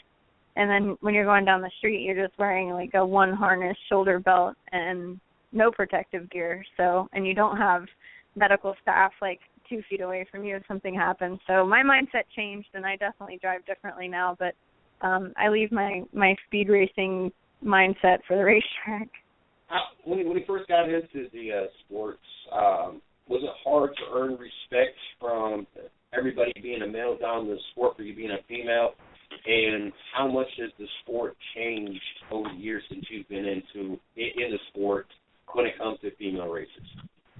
Yeah, it was definitely, I don't know, I guess a fine line to walk when I first started.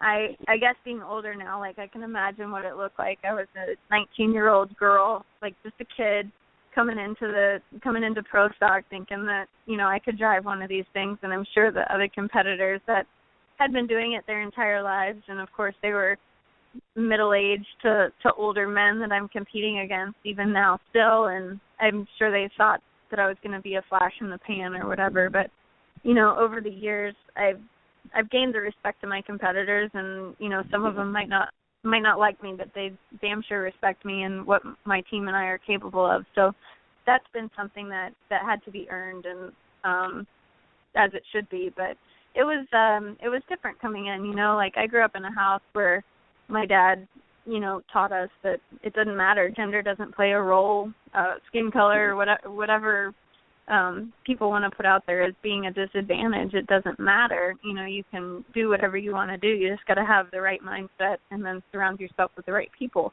So that's how I grew up, learning, and then I go out there in the real world and try to make a living drag racing, and I didn't understand the chauvinistic attitudes and just the mindset of certain people. And but like I said, it had to be earned, and we certainly did that, but it wasn't always easy going through it. And I'm not sure if I ever had a daughter I'd want her to suscept her, that I would want to suscept her to the things that I went through. Not saying that it was just, oh my God, so crazy, like probably what Shirley Muldowney had to go through, but it wasn't easy, and you definitely had to decide if it, I had to decide if it was something that I really wanted to do, because, I have an education, I could go get a job and probably make equal or more money doing something else, but it's not my passion, it's not what I love, and I wouldn't have ever been happy, so I just kept fighting for where we are now. And even as recent as 2013, at the end of the year, the end of my stint at Cagnazzi Racing, I just was really uncertain if it was something that I wanted to do anymore, if it was worth the pain. And fortunately enough, I stuck with it and got teamed up with Richard Freeman and Elite Motorsports, and I honestly have never had so much fun. I've never been happier, and I just got a tremendous group of men that I work with, and we have a blast. We have a blast on and off the racetrack, and we're able to be successful while we do it. So it's been a huge blessing. How physically demanding is it on your body? I don't like doing male versus female because there are a lot of females out there. As a matter of fact, this whole week has been nothing but female drivers, and we have a lot of female drivers that come on the show, and I have a lot of respect for the female drivers. I feel that you guys are kind of the banner wavers of this whole movement of making it easier for the upcoming generation. When I was growing up, there wasn't females in racing, and now it's becoming more and more common. And then when you have drivers such as yourself that is doing it and doing it very successfully, it is making it easier. And I don't want to use this terminology, but it is. It's making it more acceptable to have females out there on the track. But facts are facts, and body types are different, and then just the muscle build and the bone structure are just different. So one, how physically demanding is it for you to be in those type of cars, and what do you do to help yourself stay physically prepared for it? Yeah, it's definitely different. Obviously men are stronger than women, and I'm like totally on the girl side. We can do anything that we want to, but at the same time, like, the physicality of it is plain and simple. Men are stronger than women, but a lot of it has to do with the 6 inches between your ears, and that's your mindset. And that's something that I guess I had to work on more than anything when I was starting out.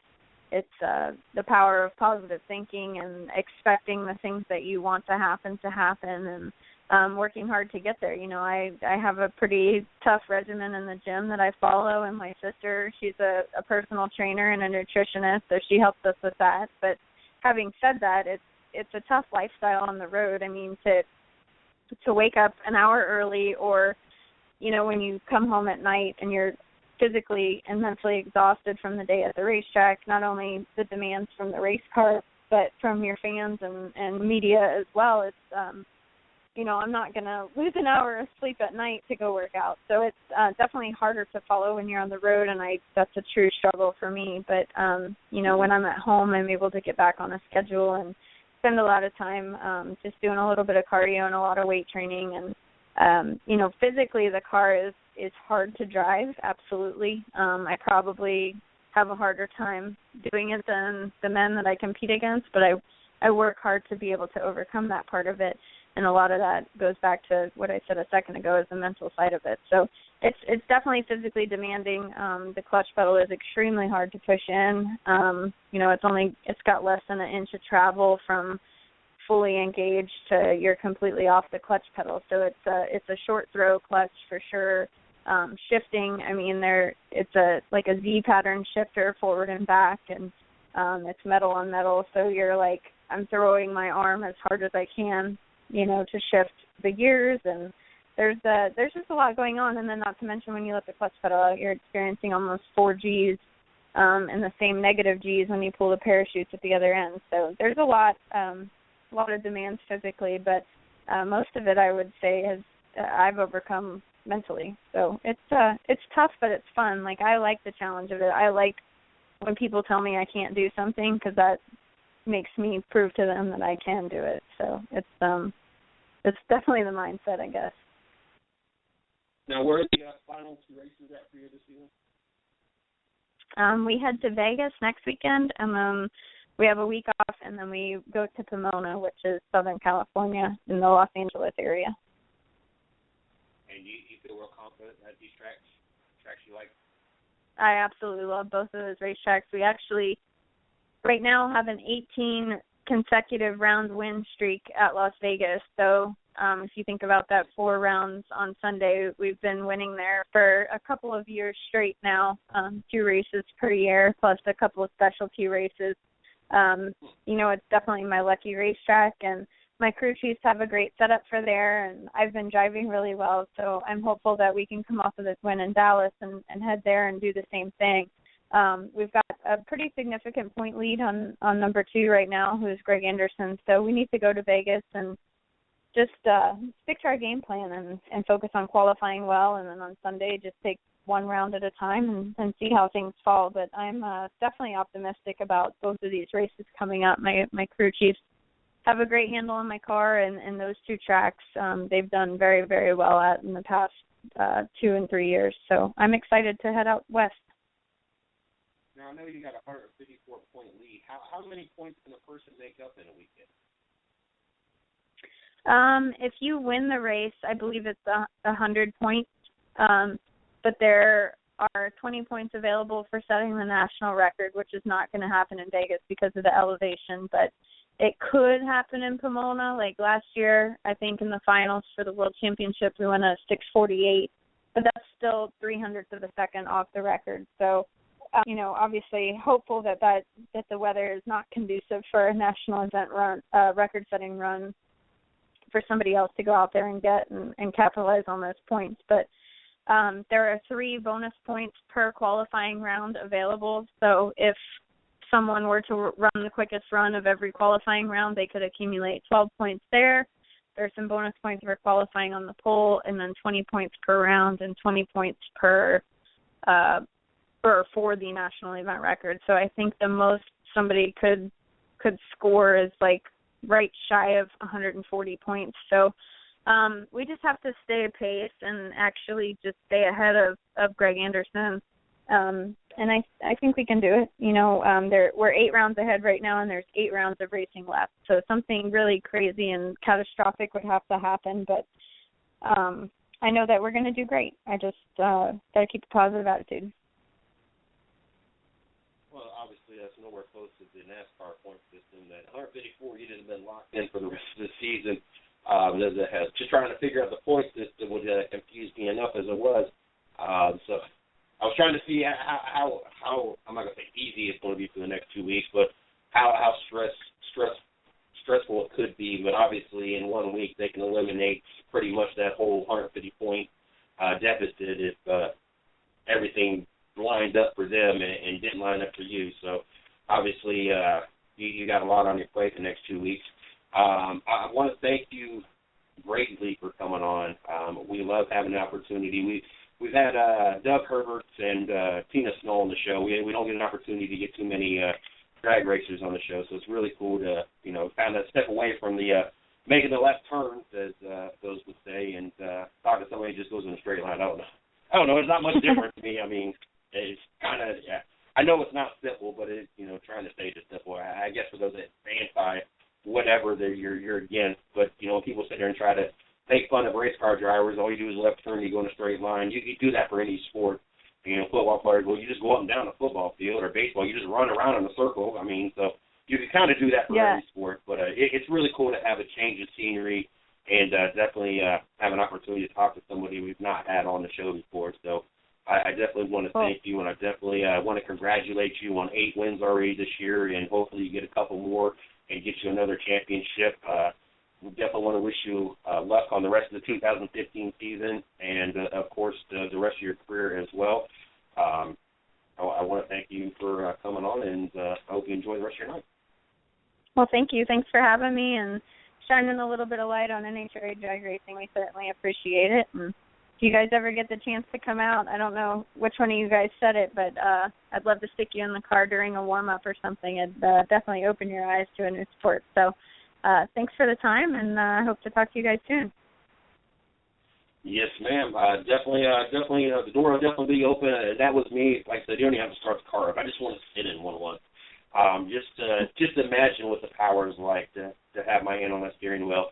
But definitely, the door is definitely wide open. Hoping to get you back on soon. Talk about the entire season and everything else, and what the plans are for 2016 and a future a future show. So good luck, and we'll talk to you soon. All right. Thank you, guys. Yes, ma'am. You have a great night.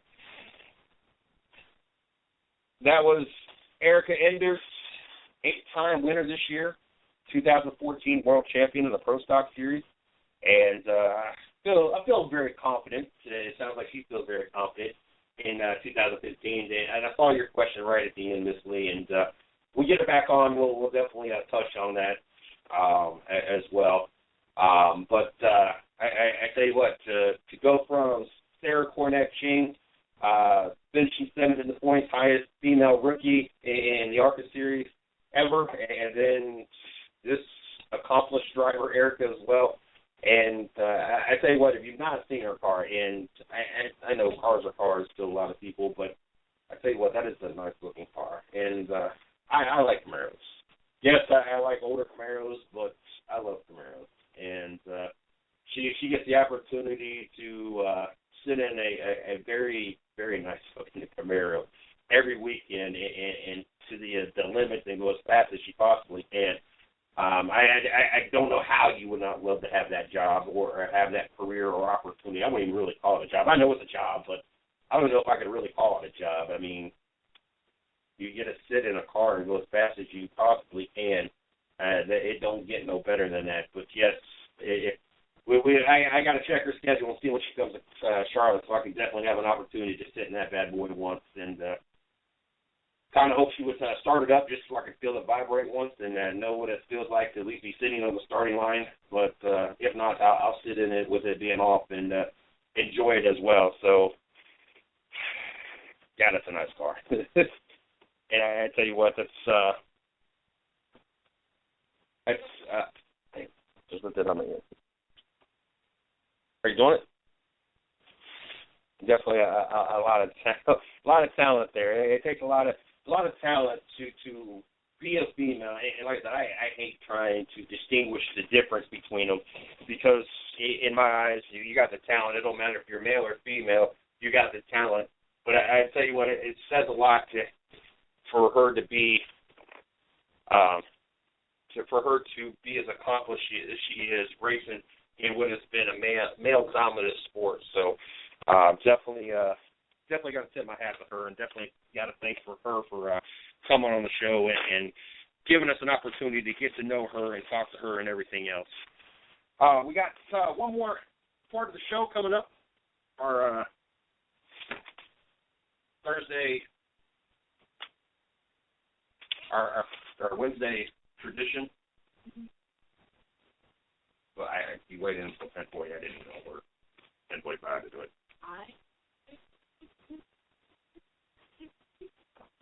But we got our NFL picks. That time of the week again. Far. A little bit closer. I went 8-6. Shorty went 6-8. Didn't have quite the hot week, but she did her math. Yes, I woke her up.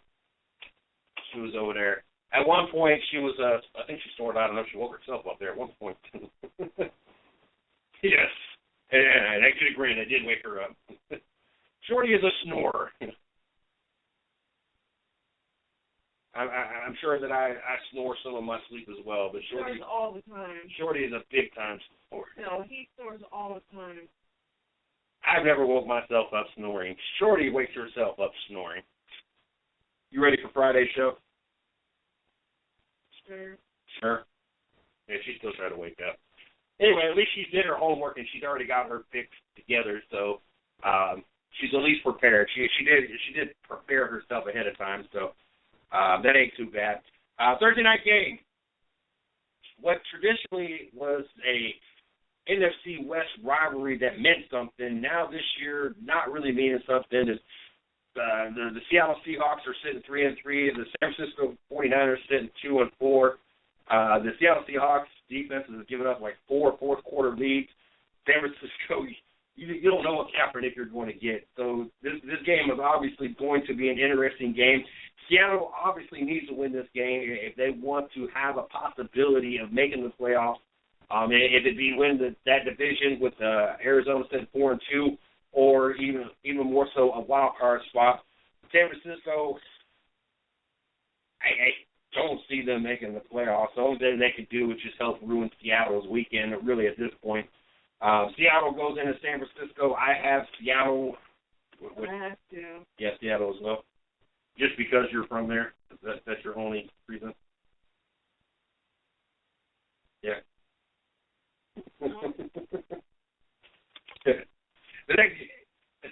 The next game on the list here is the Buffalo Bills Jacksonville Jaguar game. The game that's being played in London. The game will have opportunity to start off our Sunday morning and at 9:30 in the morning to watch a football game. We can literally have football all day long. The game started at 9:30. The game started at 1, 4, and then 8. So, I mean, literally, this could be a Sunday. We have football all day long. There's already in talks of 2016 having one team play 2 weeks in a row, so they would take one team and match them against somebody else, and then that team would stay, and then they would send somebody else over to play. So we could have 2 weeks in a row in London. For London's sake, I hope that they send somebody worth a freak to watch. I'm sorry, but sending the 1-5 Jacksonville Jaguars is not doing the NFL justice. It has not helped promote anything. You're sending two teams that, and I know that they didn't know Buffalo was going to all of a sudden fall apart, especially with E.J. Manuel having to now be their quarterback. But they knew Jacksonville was garbage, and they know Jacksonville has been garbage for a long time. Not still sure. They should have sent Buffalo versus the Jets or Buffalo the Patriots or Buffalo versus anybody else, a team that at least can be competitive. But instead, they said Jacksonville Jaguars. I have Buffalo all day long. What you got? I had Jacksonville. I changed to Buffalo. What, you don't want to pick a 1-5? They beat the Miami Dolphins. No. You're not going to help me get more of a gap? No. Jacksonville. Jacksonville it is. Tampa Bay, Washington. Washington has showed some life here and there, periodically. Tampa Bay, worst team in the NFL in 2014. Not much better this year. I have Washington at home. I have Washington. Next game on the list, Minnesota versus Detroit. Minnesota trying to keep pace with the Green Bay Packers. Keyword trying to, I believe they're sitting at 3-2 or 3-3, one of the two.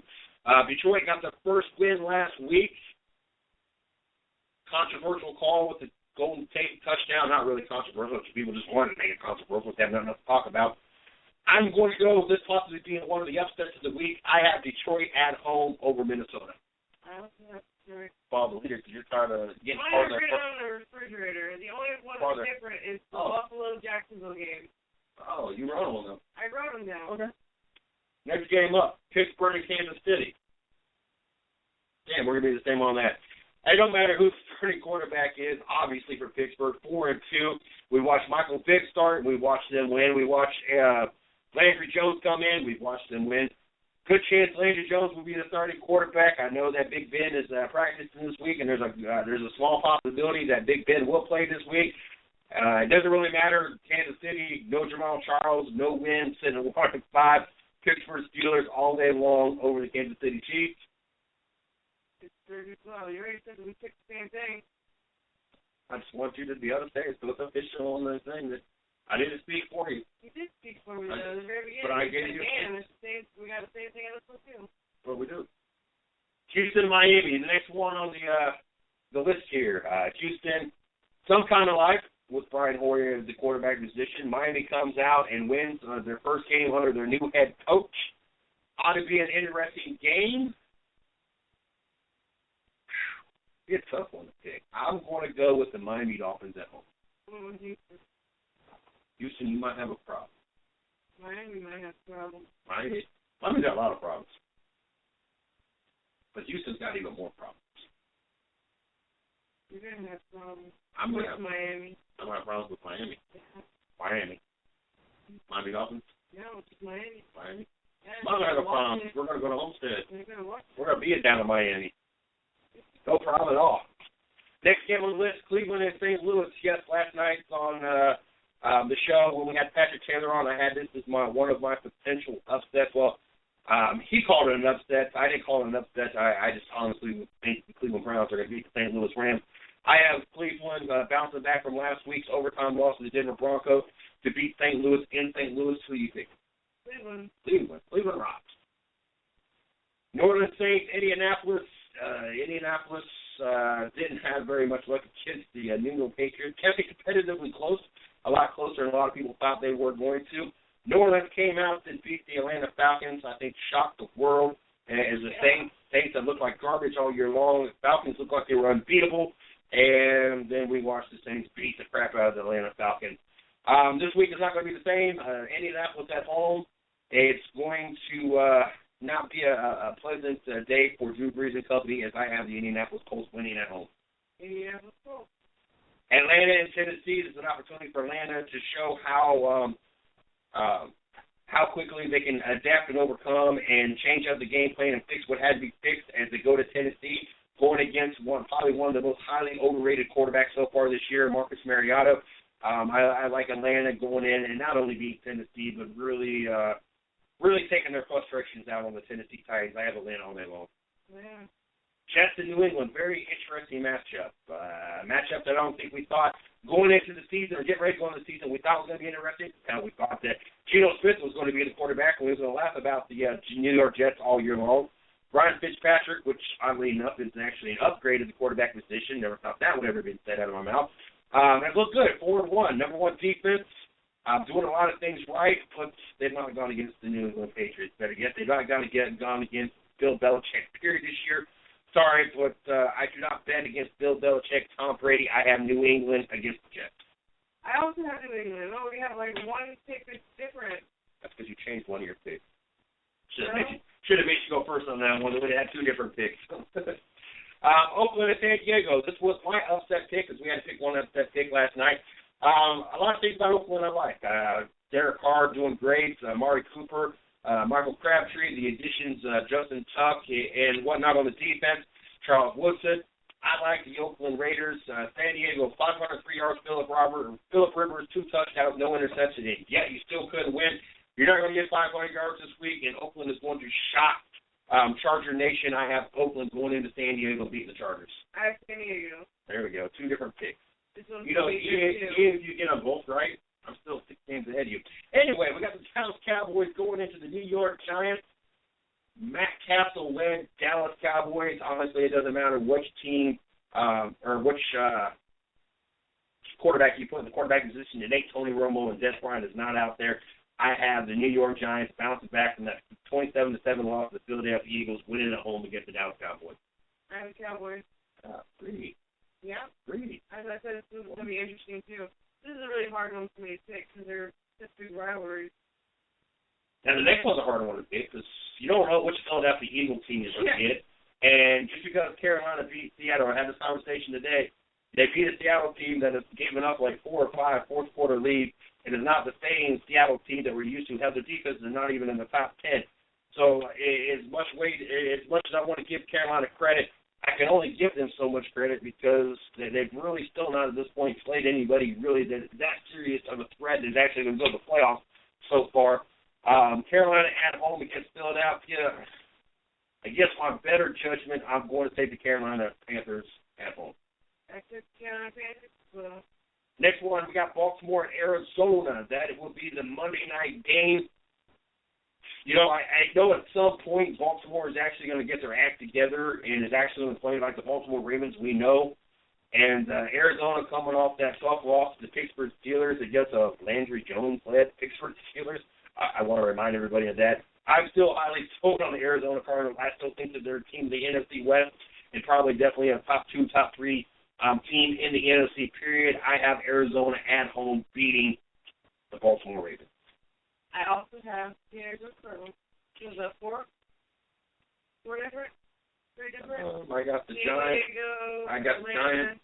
No, you picked Giants too. No, you picked Dallas. I picked Dallas. Giants game, Oakland game, and Miami game. That was it, right? Yeah. 3 games different. I guess lady tells me. One hell of a show. I got to make sure that I thank Sarah Cornett Sheen once again. I also got to thank Erica Enders once again for joining me. Also, I want to thank you, for the background noise. I always like hearing snoring sound effects in the background. It always helps improve the show. Makes me sound like I'm doing a horrible job. It's almost snoring on my show. So, in my defense, I fell asleep before the show too. I'm just tired. Always makes me feel better. I also got to thank Hannah Newhouse for joining us yesterday from the Drive for Diversity program. Also got to thank Patrick Taylor and Izzo also as they come out every week to help us do NHL and NFL. Got to thank them. Make sure you guys tune in tomorrow night for Racing with Big Sweat, our show that promotes and highlights local drivers. Looking forward for another episode of that. Also, Friday at noon, the CJ's and Shorty show. Yes, for some reason I signed off on this and thought it was a good idea that both of us would spend an hour on the show, on the radio, pushing the envelope and just saying things that we probably shouldn't be talking about. But thought it was a good idea. We're going to try this again next week. We had a good turnout last week. Was very pleased with it. So looking forward to doing it again this Friday. Make sure you guys follow us on Twitter at 110 Nation. Follow myself at CJ Sports 1. You can check our company site out at www.the110nation.com. Check out our blog site, www.the110nationsports.com. Also, no matter how you catch the show, we are on iTunes, we are on Stitcher, we are on Spreaker, we're on SoundCloud, we're on BTR. No matter how you catch it, do us a favor. Go over to the Spreaker platform. Either go to Spreaker.com or click on the link when we promote the shows on Spreaker and follow us. We got to have 100. It blows my mind because we got like 40 to 50,000 followers on everything we have going on, from the shows, the sites, the social media, and yet we got 40 follows on Spreaker. We need 100 follows so we can start to work on the process of us being on iHeartRadio and getting on TuneIn Radio. That's the next step for here in the 110 Nation. We've already got a show in line. We've already got sponsors in line. We just got to get those numbers up on the Spreaker platform so we can get on the iHeartRadio network. So do us a favor, once the show's over with, however you're catching this show, either go to Spreaker.com and look the 110 Nation up and follow us, or hit us up on one of our fan pages and click on the Spreaker edition so you can follow us on there as well. If you got any questions, all you got to do is hit me up at CJ Sports 1. Any ways that you follow me, my personal fan page, Mr. CJ Sports, or if you're personal friends with me and you're friends with me on Facebook, DM me, email me, MrCJSports@gmail.com if you need me to walk you through it so you can help us accomplish this. We got a lot of people doing a lot of great things here, working hard. We got a lot of great guests that we get on the show. And it would help everybody. It would help the guests we have on the show, especially the up-and-coming drivers, to help get more fans and more visibility to their name and their brand, and also help the people working for us as, you know, they want to make this their career. This is what they want to do 9 to 5, 7 days, or 5 days a week, or whatever the case may be. And, of course, the 110 Nation's goal is to be on the air 24/7, 7 days a week. And I know I said that was 24/7. But and have, staff full of riders and everything else. So do us a favor, do us one good, and go over there and follow us on Spreaker. I think I've got everything else today. I'm going to knock you out. Shorty going to knock you out. I'm going to knock you out. Anyway, you guys have a great night, and we'll talk to you guys tomorrow.